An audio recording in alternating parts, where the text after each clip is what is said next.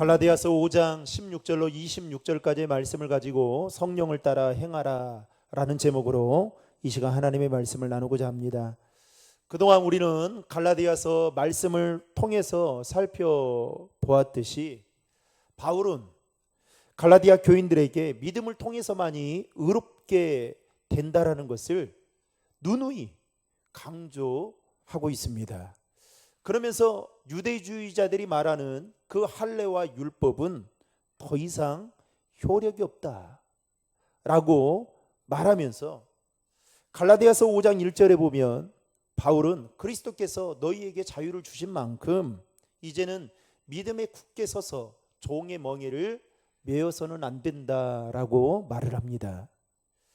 쉽게 말하면 종의 멍에를 맺는 것은 율법과 할례를 따라 사는 것이다 라는 것이죠. 그리고 유대주의자들이 강조하는 구원을 받기 위해서 그들이 할례를 받고 율법을 지키는 것은 그리스도를 통해 얻는 유익을 상실하게 될 것이며, 게다가 그들이 전하는 거짓 복음은 지난주에 살펴보았듯이 적은 누룩덩이와 같아서 그 누룩이 온 덩이에 퍼지는 것과 같이 너희들을 어지럽게 하는 자들을 너희 스스로가 베어버리기를 원한다 라고 말하면서 하나님이 너희에게 주신 그 자유를 육체의 기회로 삼지 말아야 된다 라고 바울은 갈라디아 교인들에게 말했습니다. 여기까지가 우리가 지금까지 갈라디아서 1장부터 5장까지의 전체 말씀 핵심이라고 볼 수 있습니다. 그리고 오늘 본문이 시작되어지는 16절에서 바울은 이제 갈라디아 교인들에게 성령을 따라 행하라 라고 권면하고 있습니다.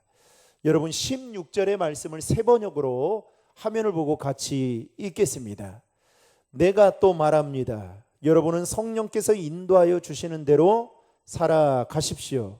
그러면 육체의 욕망을 채우려 하지 않을 것입니다. 아멘. 바울은 그리스도 안에서 자유함을 얻은 갈라디아 교인들이 육신의 소욕이 아닌 성령의 인도하심을 따라 살아가야 된다라고 강조하고 있는데, 그 이유를 살펴보면 첫 번째는 육체의 소욕은 성령을 거스리지만 반면에 성령을 따라 행하는 사람은 육체를 거스르기 때문이다라고 말하고 있습니다. 여러분 17절의 말씀을 다 함께 읽겠습니다. 육체의 소욕은 성령을 거스리고 성령은 육체를 거스리나니 이 둘이 서로 대적함으로 너희가 원하는 것을 하지 못하게 하려 함이니라. 즉 우리 마음속에 육체의 소욕과 성령께서 바라시는 이 마음이 있다라는 거예요. 이 두 마음이 첨예하게 대립한다라는 것입니다. 그러면 여러분 육체의 소욕은 무엇을 말하는 걸까요? 쉽게 말하면 자기 중심적으로 살려고 하는 마음입니다. 예수를 믿어도 여러분 철저하게 자기 중심적인 사람이 있잖아요. 모든 게 다 자기 기준이 돼야 돼요. 자기 생각에 맞는 겁니다. 자기가 말하는 게 맞고요. 그런데 여러분 그렇습니까? 인생을 살다 보면 아니잖아요. 육체의 소욕은 철저하게 자기 중심적으로 살려고 하고 제약된 습성에 머물려고 하는 강한 욕구를 가지고 있습니다. 이렇게 살면 안 됩니다 라고 말을 하는데 안 그런 거예요.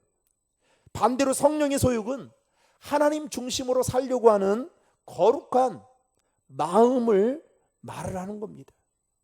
여하튼 이 육체의 소욕과 성령의 소욕은 이 두 마음이 우리의 심령에 따라 여러분 끊임없이 서로 엎치락뒤치락 하면서 결국은 어떻게 치우치게 되느냐? 강한 쪽이 약한 쪽을 장악해 버리게 됩니다. 그래서 여러분 성령 충만하면 여러분 경험해 봤잖아요. 세상의 것이 생각납니까? 안 납니까? 안 나요, 여러분. 하나님과 영적으로 관계가 깊어지면 세상의 것이 여러분 내가 그렇게 끊고 싶었던 거, 좀 죄송합니다. 저도 옛날에 이제 스마트폰이 나오면서 요즘 그 뭐 버스나 지하철 가면 다 뭐 보고 있어요? 다 스마트폰이에요. 다 스마트폰. 젊은이들은 뭐 합니까?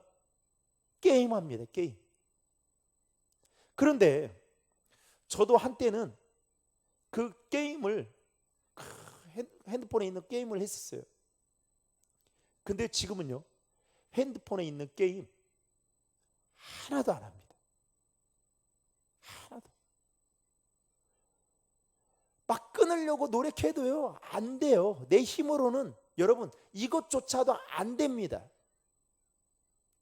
그런데 놀라운 것은 하나님과 더 가까워지면 가까워질수록 세상의 것들이 생각이 나지 않는다는 거예요.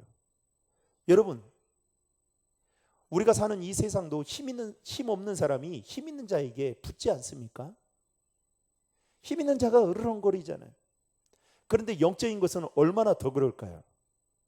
우리가 성령으로 충만하지 않으면, 성령의 소욕에 대한 이 마음들이 없으면 육체의 소욕이, 즉 예수를 믿어도 좀 죄송합니다만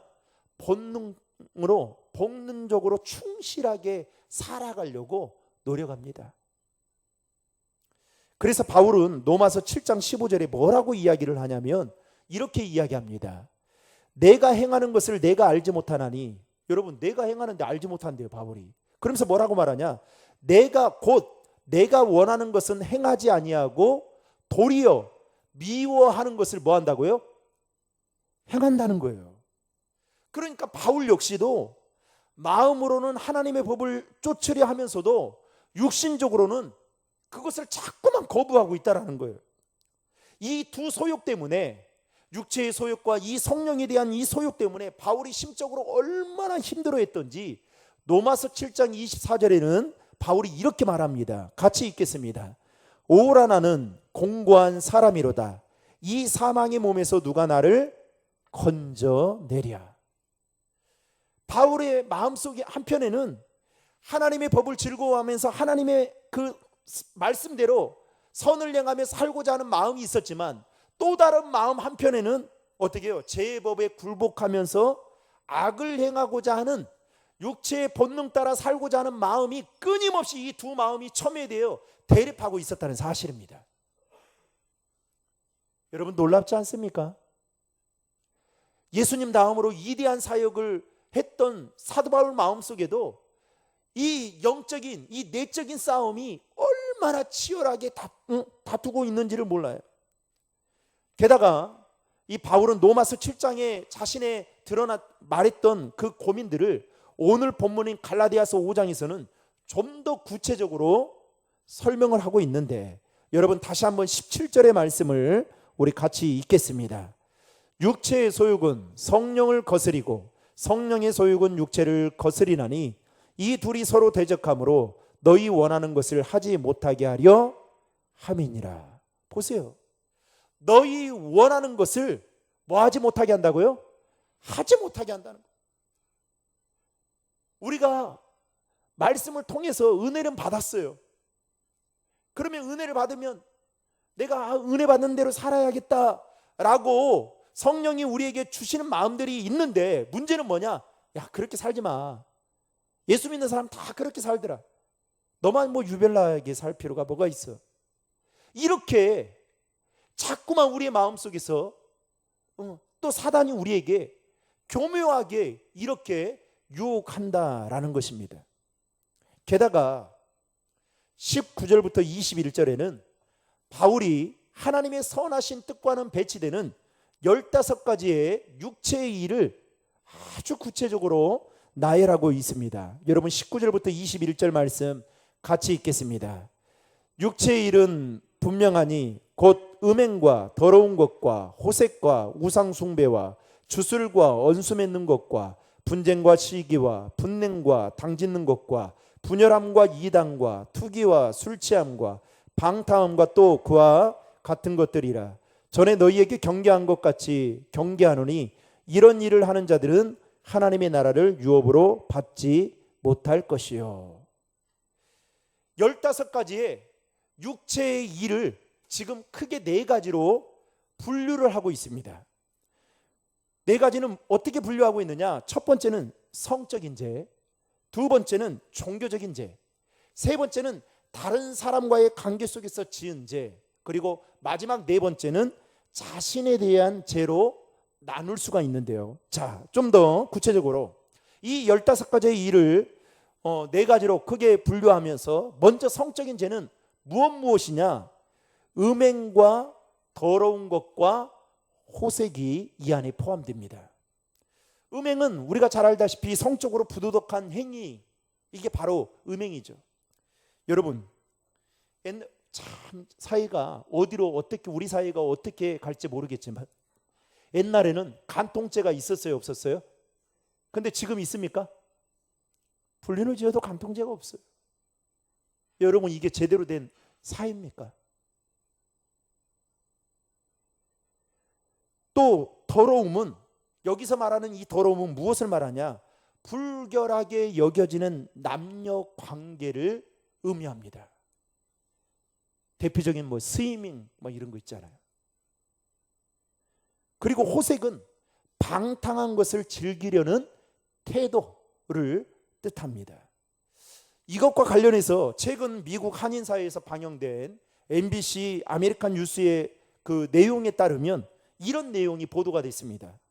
미국 주류 교단이었던 미연합 감리교회와 장로교회가 서로 오래전부터 갈등이 있었는데, 그 갈등의 시작은 무엇으로부터 시작되었느냐? 동성애 이슈로 인해서 교회 간의 갈등과 분열이 시작이 되었습니다. 그래서 교회와 성도들이 동성 결혼을 반대하는 이유로 7년간 심무했던 이 토레스 연합 감리교회 담임 목사는 교단으로부터 파면을 당하고요. 또 어떤 교회는 목사님이 설교를 하다가 설교 도중에 교단 관계자로부터 파면 당하는 장면이 뉴스에 그대로 보도가 되었습니다. 문제는 이러한 일이 더 이상 미국 교회 일만이 아니라 머지않아 우리나라에서도 불어닥칠 조짐이 조금씩 보이고 있다라는 겁니다.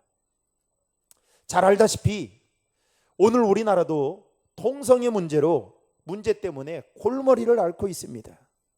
동성애 문제를 소수자들의 인권 문제로 교묘하게 포장을 하고 있죠. 즉, 힘없는 어떤 소수자도 이 세상에서는 차별받아서는 안 된다. 따라서 인권이 보장되어야 한다. 여러분, 얼마나 논리가 그럴싸합니까?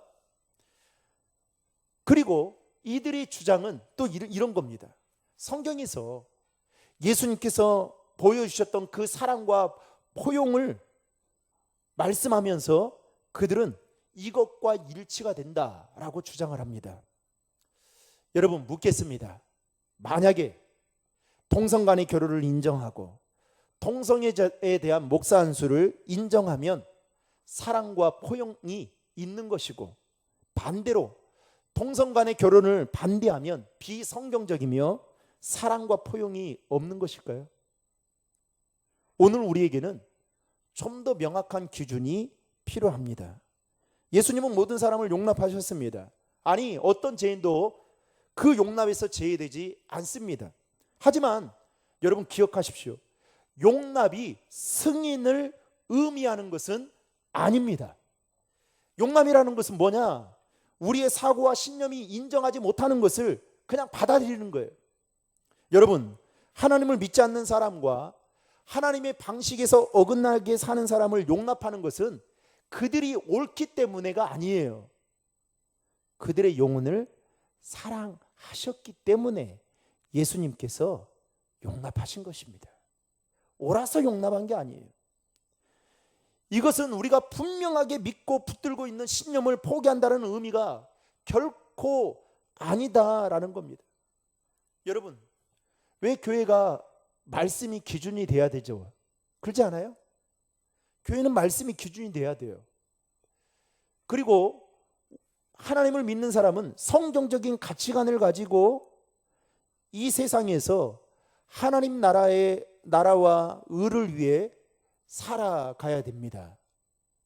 그런데 여러분, 왜 교회 안에 이 동성애 문제든 아니면 여러 가지 문제들이 생길 때에 왜 교회가 이렇게 그 문제의 소용돌이 속에 들어가는지 아십니까?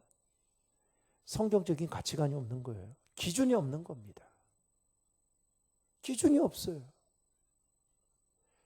여러분, 왜 우리가 다른 사람들의 말에, 예수를 믿어도 왜 다른 사람들의 말에 이렇게 넘어가요? 기준이 없거든요. 그 기준이 내 감정이 될 수 있고 아니면 내가 배운 지식이 되는 겁니다. 어찌됐든 간에 오늘날 여러분, 이 성적인 죄로 인해 그야말로 대한민국 사회가 엄청나게 정말 위험수위에 다다를 정도가 되어버리고 말았습니다. 이어서 종교적인 죄입니다. 이 종교적인 죄는 여기에서 말하는 15가지 일 중에 우상숭배와 술수를 이야기합니다.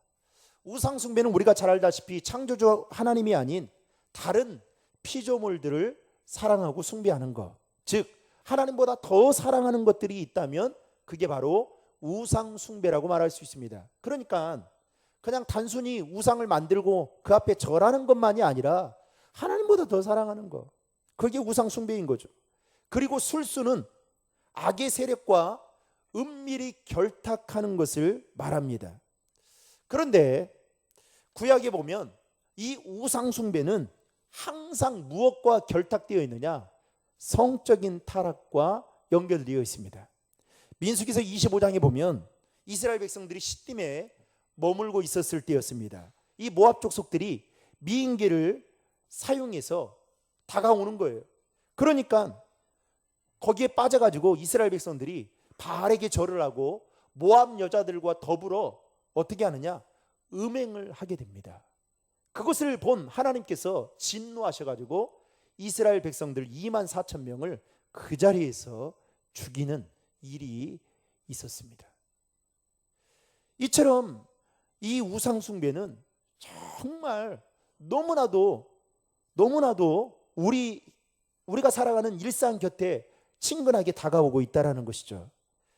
또 이어서 다른 사람들과의 관계 속에서 짓는 죄 중에 15가지 육체의 일로 분류한다면 원수 맺는 것, 분쟁, 시기, 당짓는 것, 불리함, 이단, 투기, 이것들이 다 여기에 해당됩니다. 이것들은 한마디로 말하면 상대방의 잘못을 용서할 줄 모르고 남이 자기보다 잘하거나 잘 되는 것을 보지 못하는 지극히 이기적인 마음에서 비롯된 행동들이라 말할 수 있습니다.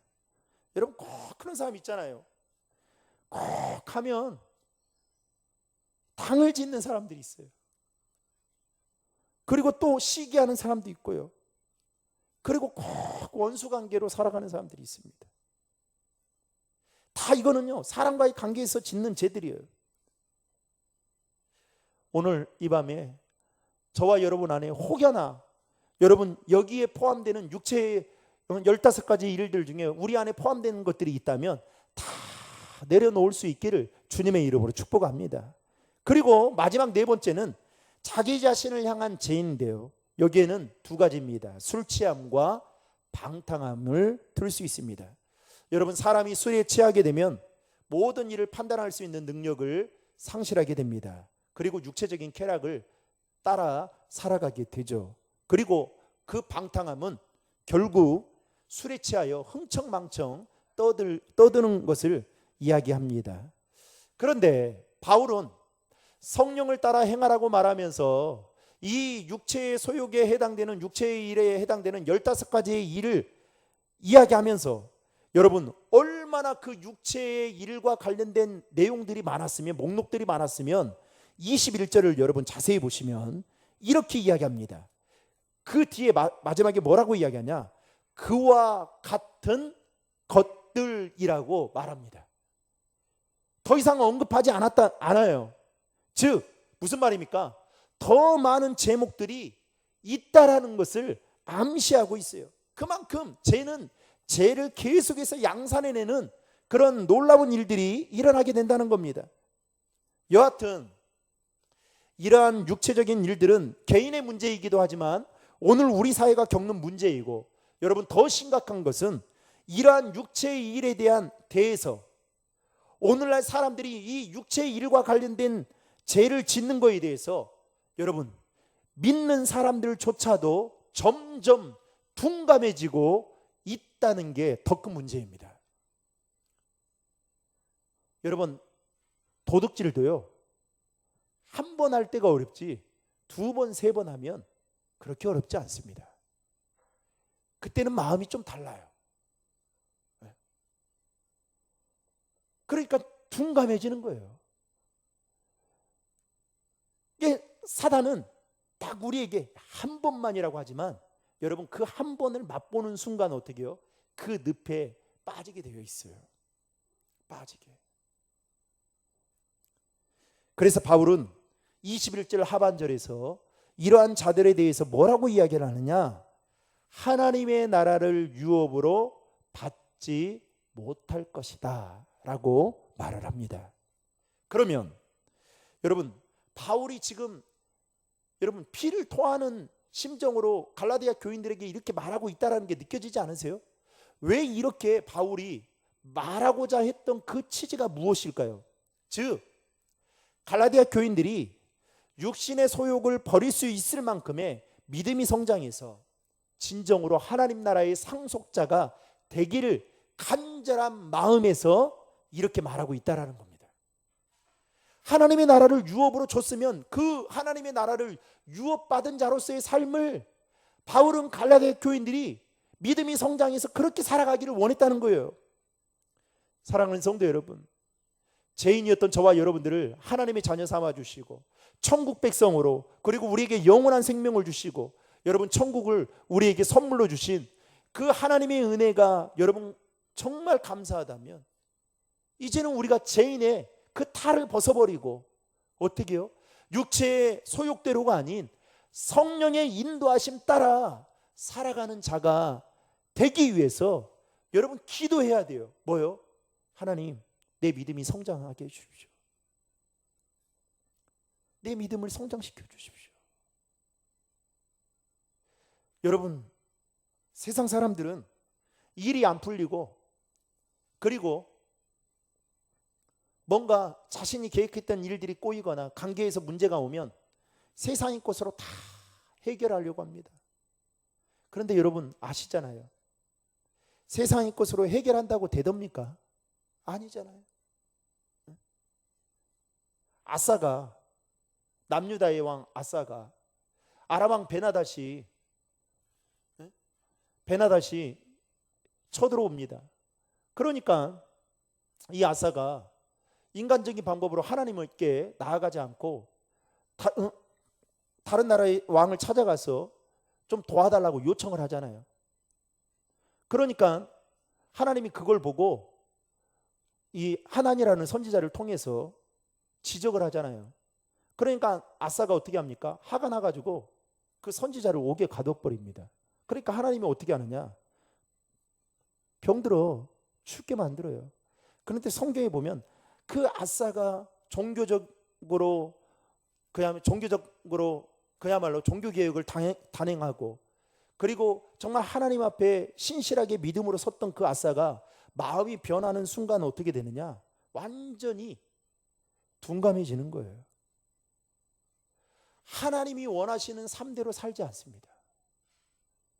사랑하는 성도 여러분, 저는 바라건대 저와 여러분의 믿음이 그리스도의 장성한 분량에 이르기까지 충만해지고 성장해서 정말 하나님 나라의 유업을 받은 자로서의 거룩한 삶을 살아갈 수 있기를 주님의 이름으로 축복합니다.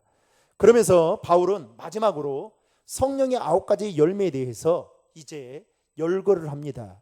우리가 잘 알다시피 성령의 9가지 열매는 사랑과 희락과 화평과 오래 참음과 자비와 양성과 충성과 온유와 절제로 잘 알고 있죠. 이 첫 번째 성령의 9가지 열매 중에 첫 번째 이 사랑은 아가페 사랑을 이야기합니다. 즉 어떠한 대가나 조건이 없는 자기 희생적인 사랑, 마치 부모가 자기 자식을 사랑했던 것처럼 조건 없이, 여러분 이 세상 사랑은요 다 뭔가 꿍꿍이가 있고 조건부적인 사랑이 많습니다. 다 흔한 사랑이죠. 그런데 예수 그리스도께서 우리에게 보여주신 그 사랑은 아가페 사랑이에요. 필리오 사랑도 아니고.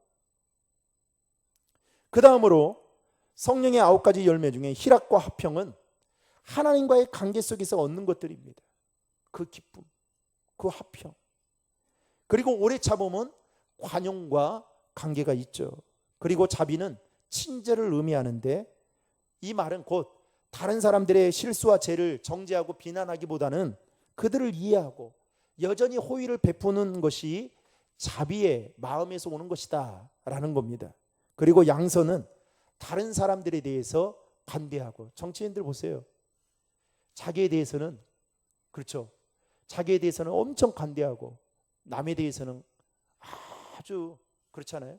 그래서 자기가 하는 것은 로맨스고 남이 하는 것은 불륜이라고. 그런 게 어디 있습니까? 그렇죠. 그리고 충성은 신뢰성에서 나타나는 행동입니다. 그리고 온유는 다른 말로 하면 겸손이라고도 표현을 하고 있는데, 그 온유의 그 헬라어 원어의 의미를 보니까 이렇게 표현합니다. 신의 뜻에 겸손하게 굴복하는 것. 그러니까 온유. 모세가 온유한 사람이라고 이야기하고 있지 않습니까? 그런데 모세도 한때는 어떤 사람이었어요? 자기 동족이 괴롭힘을 당하니까 살인했잖아요. 근데 온유한 사람이래요. 말이 됩니까? 그리고 절제는 자기 자신을 억제할 수 있는 능력을 말합니다.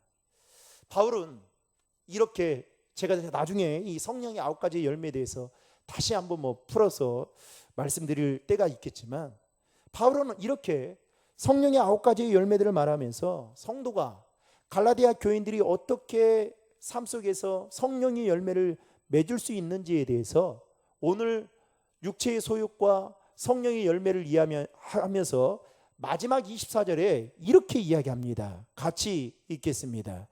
그리스도 예수의 사람들은 육체와 함께 그 정욕과 탐심을 십자가에 못 박았느니라. 아멘.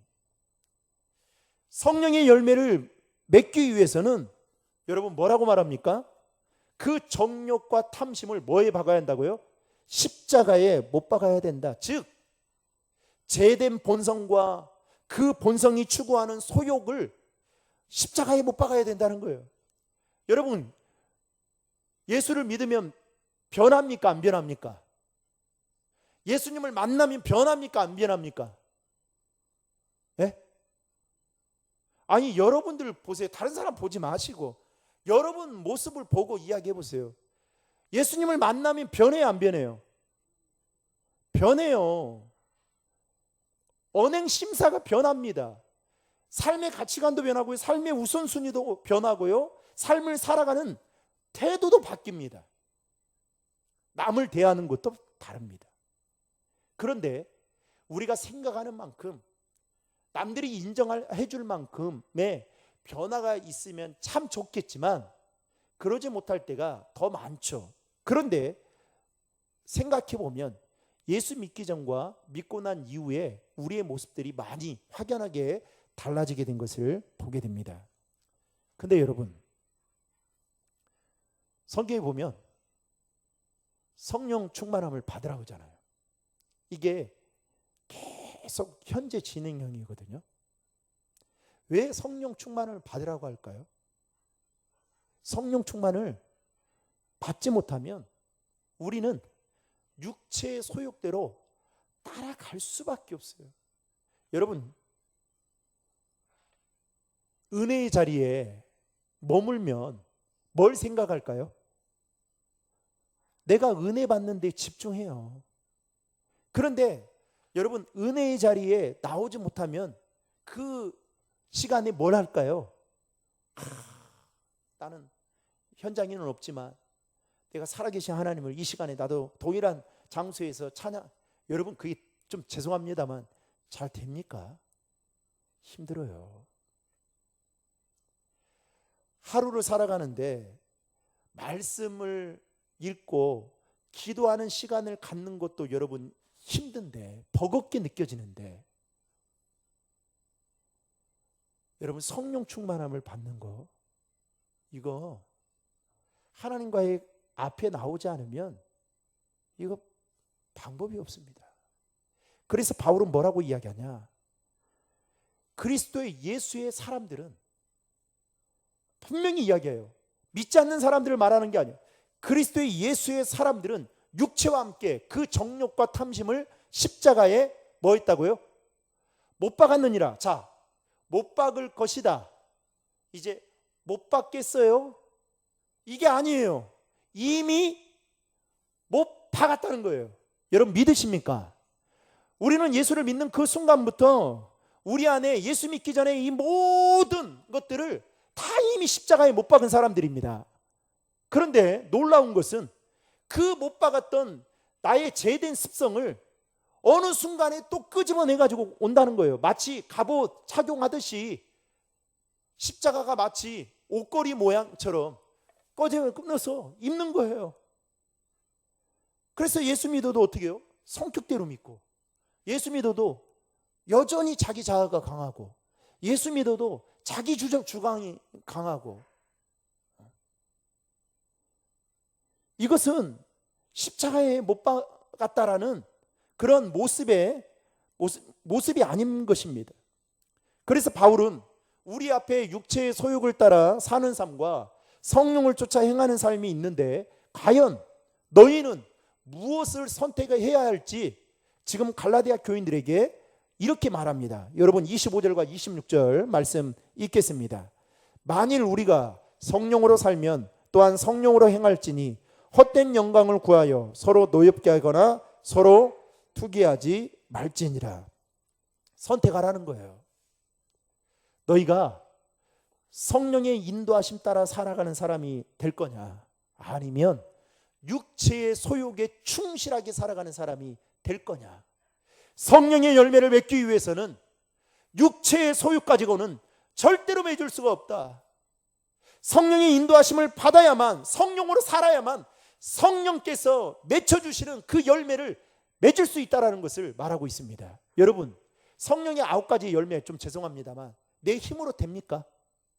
안 돼요. 여러분, 저도 목사지만 사랑하는 거, 절제하는 거, 온유한 거 안 돼요. 제 힘으로. 흉내는 낼 수 있겠죠. 그런데 열매를 맺을 수 있을 만큼의 그런 충분한 삶을 내 힘으로는 살아갈 수가 없습니다. 그래서 바울은 뭐라고 말합니까? 성령으로 살면 성령으로 행할지니. 사랑하는 성도 여러분, 우리는 예수를 믿을지라도 우리 안에 지금까지 살아온 삶의 방식들이 있습니다. 그것들을 바꾸기 싫어하는 강한 고집들이, 강한 자아가 우리 안에 있죠. 이러한 생각과 마음은 성령께서 주시는 감동을 소멸시킵니다. 그러나 성령님은 어떤 분이시냐? 죄를 짓는 것이 얼마나 하나님의 마음을 아프게 하는지 깨닫게 해주십니다. 성령님은 우리에게 이 땅을 살아가면서 온전하신 뜻이 무엇인지를 분별하게 해주십니다. 성령님은 우리의 마음을 감동시키셔서 하나님이 원하시는 내 육체의 소욕이 아닌 하나님이 원하시는 삶을 살게 해서 성령의 열매를 맺게 인도해 주시는 분이십니다. 문제는 우리가 성령을 쫓아 그분의 인도하심을 따라 살아가야 된다라는 것이죠. 그러기 위해서는 어떻게 해요? 성령 충만함을 사모할 뿐만 아니라 성령님, 우리가 성령님께 더 성령님을 사모하는 마음을 가지고 성령님 앞에 우리가 더 가까이 나아가야 됩니다. 그렇지 않으면 예수를 믿어도 우리 모습은 육신의 사람처럼 마치 율법 아래 놓여 있는 자처럼 종의 멍에가 되고 죄의 노예가 되어 살아갈 수밖에 없다라는 것이 오늘 바울이 갈라디아 교인들에게 말하고 있는 것입니다. 사랑하는 성도 여러분, 여러분은 성령의 지배를 받으며 그분의 인도하심을 따라 살아가기를 원하십니까? 아니면 육신의 지배를 받으며 육신의 소욕에 따라 충실하게 본능적으로 살아가기를 원하십니까? 바라건대 우리의 옛사람은 이미 예수를 믿는 그 순간 십자가에 다 못 박은 자들입니다. 따라서 저와 여러분이 성령의 인도하심을 따라 살아가게 되면 우리의 삶 속에서 성령의 열매를 맺어 그 열매로 하나님께 영광 돌릴 수 있다라는 사실을 기억하시고, 바라건대 저와 여러분이 하나님이 기뻐하시는 성령의 열매들을 주렁주렁 맺어 하나님께 영광 돌리는 우리 모두가 될 수 있기를 주님의 이름으로 축원합니다.